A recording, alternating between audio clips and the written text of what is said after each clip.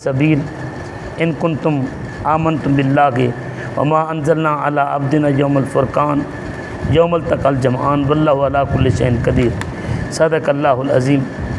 अल्लाह जल्ल जलालहू के बेशुमार हम्द व सना नबी करीम सल्लल्लाहु अलैहि वसल्लम की ज़ात पर बेशुमार बेकतार हदिया दरूद व सलाम। हम्द व सना दरूद व सलाम की बात दुआ है अल्लाह रब्बुल इज़्ज़त हम सब की हाज़िरी को अपनी बारगाह बेकसपना में मकबूल व महमूद फरमाए। आज हमारा सिलसिला दरस कुरान खुलासतुल कुरान का 10वां पारा 10वां रोज़ा। इस पारे के दो हिस्से गुफ्तगू के बनेंगे। पहला किस्सा सूरह अनफाल का आखिरी जुज़ और दूसरा हिस्सा सूरह तौबा का पहला जुज़। सूरह अनफाल के पहले हिस्से में 5 उन्वान मौजूए गुफ्तगू होंगे। सबसे पहला माल गनीमत का हुक्म, दूसरा मौजू होगा जंग बदर के हालात और तीसरा मौजू अल्लाह ताला की मदद के 4 असबाब और चौथा मौजू जंग से मुतल्लिक़ हिदायत, 5वां मौजू हिजरत और नुसरत के फ़ज़ाइल। सबसे पहला मौजू जो है वो माल गनीमत का हुक्म अल्लाह पाक ने पहली आयत के अंदर बयान फरमाया। मालिकुल मुल्क के साथ फरमाते फ़अलमू अन्नमा गनिमतुम मिन शैइन फ़अन्ना लिल्लाहि खुमुसहु वलिर्रसूल वलिज़िल कुर्बा वल यतामा वल मसाकीन वब्निस सबील। ये ज़हन में रखें कि एक माल गनीमत होता है, एक माल फ़ै होता है। मुसलमान लश्कर जब जंग के लिए किसी इलाके में जाकर जिहाद करता है तो या तो उसे वहाँ पर जंग का सामना करना पड़ता है। मुसलमान लश्कर, इस्लामी लश्कर वहाँ जंग लड़ता है। अगर जंग लड़ता है तो जंग लड़ने के बाद जो वहाँ से माल दौलत हासिल होती है उसे माल गनीमत कहा जाता है। और अगर वहाँ लश्कर जाए और लश्कर लड़े बग़ैर वहाँ के इलाके के लोग, वहाँ की फ़ौज हथियार डाल दे और सुलह के ऊपर वो तैयार हो जाएं तो सुलह की सूरत में जो माल हासिल होता है उसे माल फ़ै कहते हैं। माल फ़ै मुकम्मल तौर पर ये बैतुल माल का हिस्सा होता है और हुकूमत का हिस्सा होता है और सरकारी ख़जाने में बैतुल माल में जमा होता है। जबकि माल गनीमत के 5 हिस्से होते हैं। एक हिस्सा वो अल्लाह और उसके रसूल सल्लल्लाहु अलैहि वसल्लम के लिए होता है, यतीमों के लिए होता है, रसूल सल्लल्लाहु अलैहि वसल्लम के ज़विल कुर्बा के लिए होता है, मसाकीन और मुसाफिरों के लिए होता है। अब चूँकि रसूलुल्लाह सल्लल्लाहु अलैहि वसल्लम इस दार फ़ानी से दार बक़ा की जानिब इंतकाल फरमा गए हैं और आका करीम सल्लल्लाहु अलैहि वसल्लम के इस इंतकाल बाकमाल के बाद ये खुमुस का ये सिलसिला ख़त्म हो गया है। अब कोई भी हुकूमत हो, कोई भी खलीफा हो, कोई भी फ़ौज हो, जिस वक्त वो जिहाद करेगी तो टोटल का टोटल माल जो है वो मुजाहिदीन के अंदर माल गनीमत की सूरत जो होगा वो मुजाहिदीन के अंदर तकसीम होगा। रसूल वसल्लम के दौर में एक हिस्सा अल्लाह और उसके रसूल और बाकी जो बयान किए गए उनके लिए होता था, 4 हिस्से मुजाहिदीन में तकसीम होते थे। अच्छा, अब यहाँ पर एक मसला और भी कि पिछले दिनों एक दोस्त की मेरे साथ मुलाकात हुई, मैंने उन्हें तरकीब दी ज़कात सदक़ात वगैरह की। तो कहने लगे कि हज़रत साहब हम जो हैं अपने माल का खुमुस निकालते हैं और अपने पीर साहब को देते हैं। तो मैंने पूछा वो खुमुस तुम कैसे निकालते हो? तो कहने लगे कि जी हमारी जो भी पैदावार होती है हम अपनी पैदावार का 5वां हिस्सा अपने पीर को देते हैं क्योंकि वो सैयद हैं। अब यहाँ पर सवाल ये है कि देखें वो खुमुस किस एतबार से लेते हैं? खुमुस तो है माल गनीमत का। क्या पीर साहब जो खुमुस ले रहे हैं क्या वो नबी हैं? पीर साहब जो खुमुस ले रहे हैं क्या उन्होंने जिहाद किया? पीर साहब जो खुमुस ले रहे हैं क्या उन्होंने उनके लिए ये खुमुस लेना जायज़ है? अब क्या उन्होंने अपने मुरीद को काफिर समझा हुआ है कि उनके माल को माल गनीमत समझाए? ना, ये माल गनीमत है, ना मुरीद काफिर है और ना ही یہاں پیر کا حق بنتا ہے کہ وہ خمس لے۔ اگر کوئی اپنے خمس کا تقاضا کرتا ہے تو وہ نہ صرف جھوٹا ہے بلکہ مکار ہے، ایسے بندے کو مال یہ خمس دینا حرام ہے۔ یہ فقط اور فقط مسلمان کے اوپر زکوٰۃ واجب ہے اگر وہ نصاب کو پہنچتی ہے، اس کا مال اگر نصاب کو پہنچتا ہے تو اس کے اوپر زکوٰۃ واجب ہے۔ اگر ذمہ دارہ ہے تو اس کے اوپر عشر واجب ہے۔ اگر اس کے پاس گائے بھینسیں ہیں تو ان کا ایک نصاب الگ ہے، وہ اس مطابق اپنی زکوٰۃ دیں گے، لیکن یہ خمس اور فقط مال غنیمت کے اوپر ہے، اس کے علاوہ خمس نہیں ہے۔ پھر اس کے بعد اللہ پاک نے جنگ بدر کا ذکر فرمایا۔ جنگ بدر میں اللہ پاک نے نبی کریم صلی اللہ علیہ وآلہ وسلم کو جو فتح عطا فرمائی، 17 رمضان المبارک کو نبی کریم صلی اللہ علیہ وسلم 313 مجاہدوں کے ساتھ میدان بدر میں اترے۔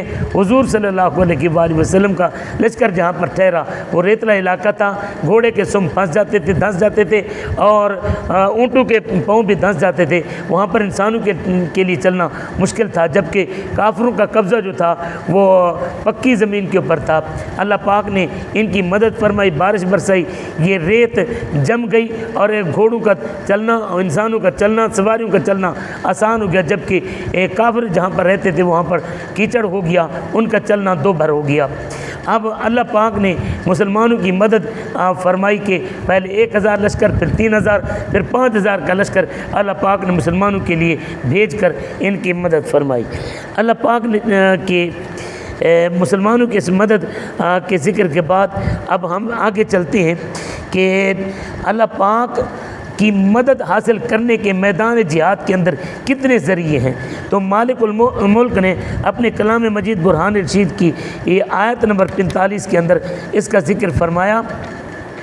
خالق کائنات نے ارشاد فرمایا کہ جب تمہارا ٹاکرا، تمہاری جنگ کسی جماعت یا لشکر کے ساتھ ہو جائے، سب سے پہلی چیز جو ہے وہ ثابت قدمی ہے۔ دوسری چیز کیا ہے؟ وہ اللہ تعالیٰ کا کثرت کے ساتھ ذکر کرنا ہے۔ یہ ذہن میں رکھیں کہ ہمارے کچھ لوگوں کا خیال ہے کہ 65 کی جنگ کے اندر ملکہ نور جہاں کے گانوں نے جو ہے وہ ہماری فوج کے خون کو گرمایا۔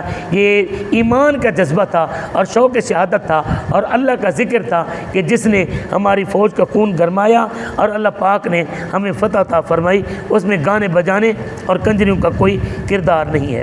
تیسری چیز اللہ پاک نے بیان فرمائی اللہ اور اس کے رسول کی اطاعت ہے۔ چوتھی چیز یہ ہے آپس میں اتفاق، اتحاد اور یکجہتی اور جگانگت ہے۔ اور پانچویں چیز اللہ پاک نے جو بیان فرمائی وہ صبر و استقامت ہے۔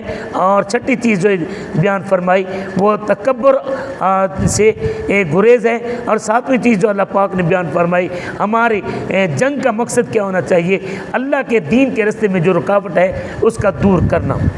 اس کے بعد اللہ پاک نے جنگ سے متعلق چند ہدایات بیان فرمائی ہیں۔ وہ اللہ پاک نے جو ہدایات بیان فرمائی ہیں وہ آیت نمبر 60 کے اندر مالک الملک بیان فرماتا ہے کہ تم ہر طرح کا لشکر اور اسلحہ تیار کرو۔ وَأَعِدُّوا لَهُم مَّا اسْتَطَعْتُم مِّن قُوَّةٍ وَمِن رِّبَاطِ الْخَيْلِ تُرْهِبُونَ بِهِ عَدُوَّ اللَّهِ وَعَدُوَّكُمْ۔ یہاں پر مالک ملک فرماتا ہے لشکر بھی تیار کرو، تمہاری فوج بھی مضبوط ہونی چاہیے اور تمہارا اسلحہ بھی بھرپور ہونا چاہیے۔ اب یہاں پر ہمارے لیے ایٹم بم بنانے کی بھی ہمیں پوری اجازت اللہ پاک دے رہا ہے کہ تم ایٹم بم بناؤ، اپنے میزائل بناؤ، اپنے ٹینک بناؤ، اپنے بم بناؤ، ہر طرح کا لشکر تمہارے پاس، ہر طرح کا اسلحہ تمہارے پاس، بری فوج ہونی چاہیے، بحری فوج ہونی چاہیے، فضائی فوج ہونی چاہیے، تمہارے پاس ہر طرح کی لڑاکا فوج ہونی چاہیے، ہر طرح کا اسلحہ تمہارے پاس ہونا چاہیے۔ لیکن افسوس کہ ہم مغرب کی پابندیوں کے آگے ڈر رہے ہیں کہ ہمارے اوپر وہ یہ پابندیاں نہ لگا دیں۔ پھر اس کے بعد اللہ پاک نے دوسری چیز جو جنگ کے بارے میں بیان فرمائی وہ یہ فرمایا کہ ترہبون بعدو اللہ وعدوکم وآخرین من دونہم، فرمایا کہ تمہارے اسلحہ بنانے کا جو مقصد ہونا چاہیے کافروں کو ڈراتے رہنا ہے، انڈیا کو ڈراتے رہنا ہے، امریکہ کو ڈراتے رہنا ہے، اسرائیل کو ڈراتے رہنا ہے، جتنے بھی اسلام دشمن ہیں، مسلمانوں کے دشمن ہیں، ان کو ڈراتے رہنا ہے۔ اور پھر اس کے بعد فرمایا کہ اگر کافر صلح کے لیے تیار ہو جائیں تو مسلمان کا مقصد جنگ کرنا نہیں ہے، مسلمان کا مقصد خون بہانا محض نہیں ہے، بلکہ مسلمان کا مقصد یہ ہے کہ دنیا کے اندر امن رہے، اسلام کا غلبہ رہے۔ اگر اسلام کے سامنے کافر ہاتھ نہیں اٹھاتا، اسلام کی رکاوٹ نہیں بنتا، تو مسلمان کسی دشمن کے خلاف خامخواہ کے لیے اسلحہ نہیں اٹھاتا۔ پھر اس کے بعد اللہ رب العزت نے یہ فرمایا ترغیب و ترہیب کے ذریعے جنگ کے لیے تیار کرنا۔ یہ آیت نمبر 65 اور 66 کے بعد کے اندر اللہ پاک نے فرمایا کہ اپنی قوم کو، اپنی فوج کو واعظ کے ذریعے، ترغیب کے ذریعے، ترہیب کے ذریعے جہاد کے لیے تیار کرتے رہنا ہے۔ اگر تمہاری قوم جہاد کے جذبے کے ساتھ معمور ہو گئی تو تمہارے 200 کے اوپر غالب ہو جائیں گے، اور تمہارے 100 جو ہیں وہ 1000 کے اوپر غالب ہو جائیں گے۔ اللہ پاک نے ہمیں یہ وعدہ فرمایا کہ تم یہ ذہن میں رکھ لو کہ شہادت مطلوب و مقصود مومن، نہ مال غنیمت نہ کشور کشائی۔ جب تمہارا مقصد یہ ہو جائے گا تو پھر اللہ پاک تمہاری مدد بھی فرمائے گا اور تم کفار کے اوپر غالب بھی آ جاؤ گے۔ پھر اس کے بعد اللہ رب العزت نے اپنے کلام مجید برہان رشید کے اندر جناب سیدنا صدیق اکبر رضی اللہ تعالی عنہ، جناب سیدنا فاروق اعظم رضی اللہ تعالیٰ عنہ کی شان بیان فرمائی۔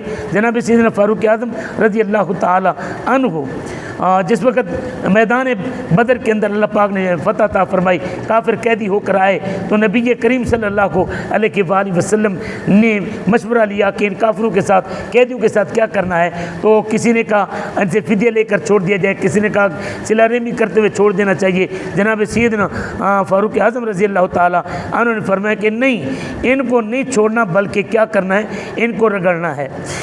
اب جناب سیدنا صدیق اکبر جناب سیدنا فاروق اعظم رضی اللہ تعالیٰ عنہ کا مشورہ، لیکن نبی کریم صلی اللہ علیہ وسلم نے باقیوں کے مشورے کے مطابق کثرت کے رائے کے ساتھ فدیہ لے کر ان کو رہا کیا۔ اللہ پاک نے جناب سیدنا فاروق اعظم کی رائے کے تائید کرتے ہوئے آیت نمبر 68 یہ اتاری، فرمایا کہ اگر یہ اللہ پاک کی تقدیر یہ نہ ہوتی کہ انہوں نے کچھ عرصہ زندہ رہنا ہے تو تم پھر یہ فیصلہ نہ کر پاتے۔ اب یہ فاروق اعظم کی شان یہ ہے کہ جو فاروق اعظم سوچتے ہیں اللہ پاک وہ قرآن بنا کر اتار دیتا رہا۔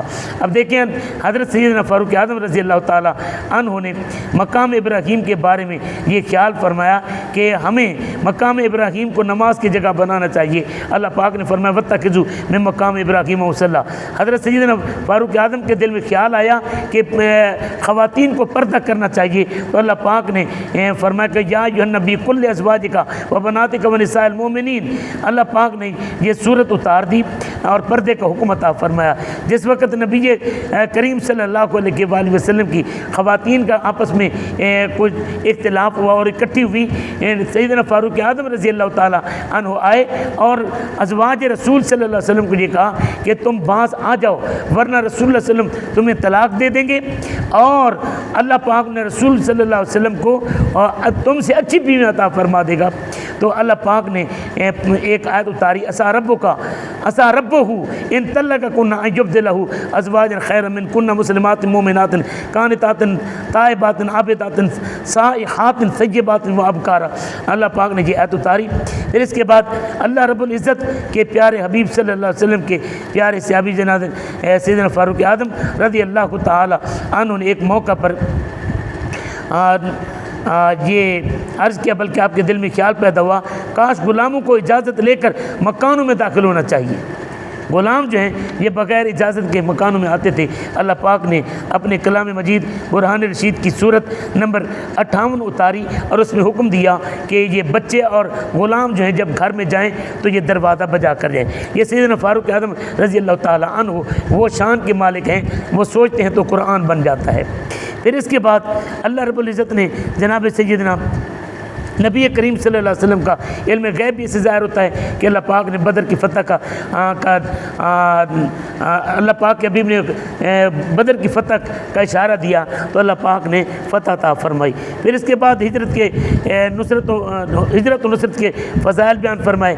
وہ کیا ہے جو مہاجر ہجرت کرتے ہیں اور جو ان کی مدد کرتے ہیں، ایک تو اللہ پاک نے ان کے ایمان کی گواہی دی، دوسرے یہ ہے کہ گناہوں کی مغفرت کا وعدہ فرمایا، تیسرے یہ ہے کہ اللہ پاک نے ان کے لیے رزق رزق کریم کا وعدہ فرمایا۔ پھر خالق کائنات جل وعلا نے سورۃ توبہ کے اندر اللہ رب العزت نے جو بیان فرمایا، سب سے پہلی آیت سورۃ توبہ کی، سورۃ توبہ کی جو پہلی آیت ہے اس میں مالک الملک جل وعلا نے پہلی آیت میں کافروں سے برات کا ذکر فرمایا۔ اس کا شان نزول یہ جناب سیدنا صدیق اکبر کو میرے نبی نے امیر حج بنا کر بھیجا، پیچھے سیدنا علی المرتضیٰ رضی اللہ تعالی عنہ کو میرے پاک نبی صلی اللہ علیہ وسلم نے بھیجا کہ جاؤ اور جا کر اللہ پاک نے صورت برات اتاری تھی، یہ جاؤ اور جناب سیدنا صدیق اکبر کی موجودگی میں کافروں سے برات کا اعلان کر کے آؤ۔ سیدنا علی المرتضیٰ رضی اللہ تعالی عنہ گئے اور مقام عرفات کے اندر سیدنا صدیق اکبر کی موجودگی میں 30-40 کی آیات کی تلاوت فرمائی، اور کافروں کے بارے میں جو اعلان ہوا وہ سب سے پہلا اعلان یہ تھا کہ اس سال کے بعد کوئی مشرک بیت اللہ شریف کا طواف نہیں کرے گا، مکہ مکرمہ میں داخل نہیں ہوگا، کوئی برہنہ شخص کعبہ شریف کا طواف نہیں کر سکے گا۔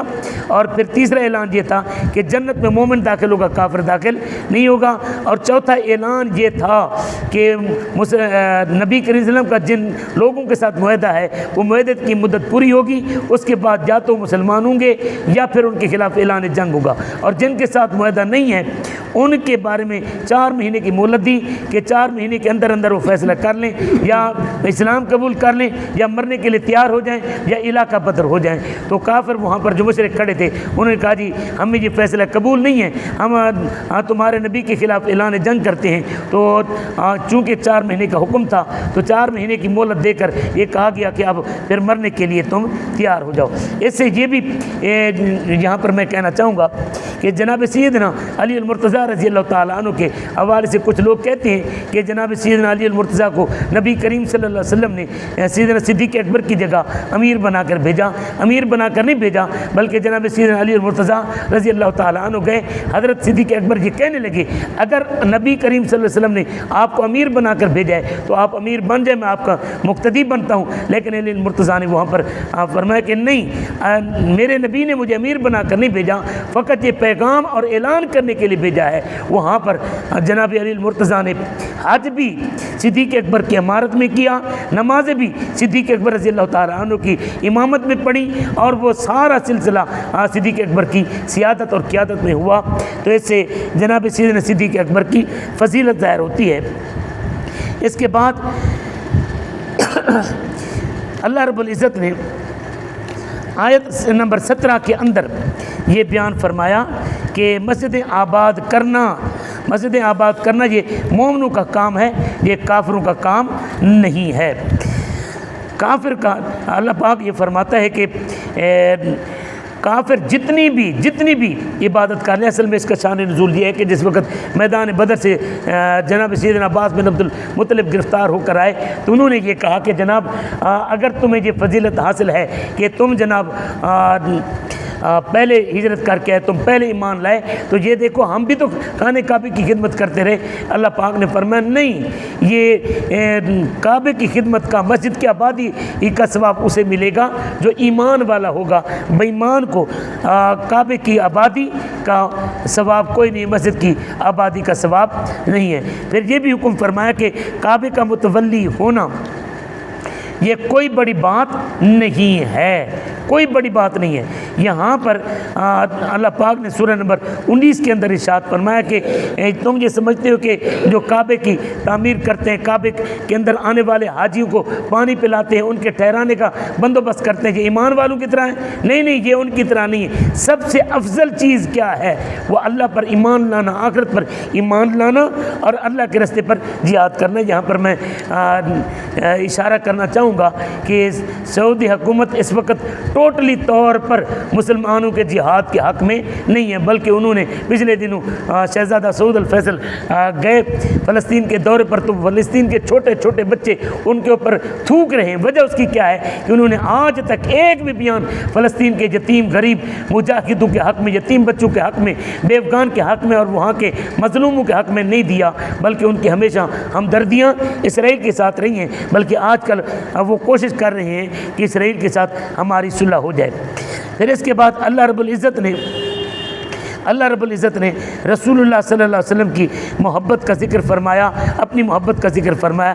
آیت نمبر 24 کے اندر اللہ پاک فرماتا ہے اگر تمہیں اپنے ماں باپ، اپنے بچے، اپنے بہن بھائی اور اپنی بیویاں، اگر اپنے خاندان، تمہارا مال تجارت اور تمہارے یہ محل بلڈنگیں عمارتیں اگر تمہیں اللہ اور اس کے رسول صلی اللہ علیہ وسلم سے پیارے ہیں تو عذاب کے لیے پھر تم تیار ہو جاؤ، انتظار کرو، اللہ پاک کا عذاب آنے والا ہے۔ اس سے پتہ یہ چلتا ہے کہ جب رسول اللہ صلی اللہ علیہ وسلم کے دین کے اوپر حملہ ہو تو ہمیں ہر طرح کی قربانی کے لیے تیار رہنا چاہیے۔ جو بندہ پیچھے ہٹے گا، کوئی قوم اگر من حیث القوم پیچھے ہٹتی ہے تو اللہ پاک ان کے اوپر اپنا عذاب مسلط کر دیتا ہے۔